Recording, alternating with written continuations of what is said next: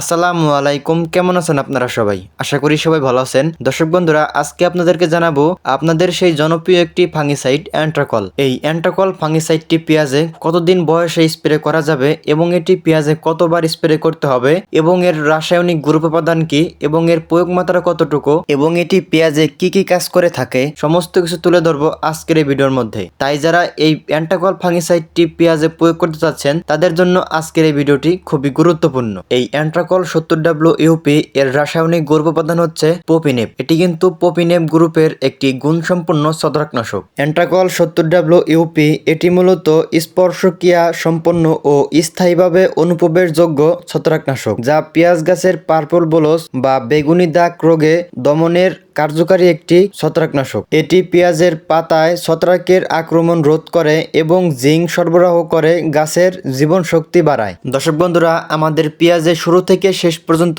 যে রোগটি আক্রমণ করে থাকে পার্পল বোলস অর্থাৎ পেঁয়াজের আগাপোড়া বা আগামরা, এই সমস্ত রোগের হাত থেকে পেঁয়াজ গাছকে রক্ষা করতে পারবে এই অ্যান্ট্রাকল 70WUP এই ফাঙ্গিসাইডটি। পেঁয়াজ গাছ থেকে ভালো ফলন পেতে চাইলে অবশ্যই পেঁয়াজ গাছকে শুরু থেকে শেষ পর্যন্ত ছত্রাক মুক্ত রাখতে হবে। দর্শক বন্ধুরা, এবার আপনাদেরকে জানানোর চেষ্টা করব এই অ্যান্ট্রাকল ফাঙ্গিসাইডটি আপনার পেঁয়াজে কতদিন বয়স হলে স্প্রে করতে পারবেন এবং এটি পেঁয়াজে কতবার স্প্রে করতে হবে। দর্শক বন্ধুরা, আমাদের পেঁয়াজের চারা রোপণ থেকে শুরু করে শেষ পর্যন্ত যেহেতু এই পার্পল বোলস রোগে আক্রমণ করে থাকে, সেজন্য আমাদের পেঁয়াজের চারা রোপণ থেকে শুরু করে 10 থেকে 12 দিনের মধ্যে প্রথম স্প্রে আমরা আমাদের পেঁয়াজে প্রয়োগ করব এবং দ্বিতীয় স্প্রে করতে হবে পেঁয়াজের বয়স যখন 50 থেকে 55 দিন হয়, অর্থাৎ পেঁয়াজ কোবানোর পরে। এই অ্যান্ট্রাকল ফাঙ্গিসাইডটি পেঁয়াজে 2 থেকে 3 বার প্রয়োগ করলেই যে সকল রোগের কথা বললাম সেই সকল রোগ দমন করতে পারবেন খুব সহজেই। এই অ্যান্ট্রাকল ফাঙ্গিসাইডের রাসায়নিক গ্রুপ উপাদান হচ্ছে পপিনেপ। এই পপিনেপ গ্রুপের যে কোনো ফাঙ্গিসাইড আপনার পেঁয়াজে প্রয়োগ করতে পারেন, তবে অবশ্যই চেষ্টা করবেন ভালো কোম্পানির ফাঙ্গিসাইড গুলো প্রয়োগ করার জন্য,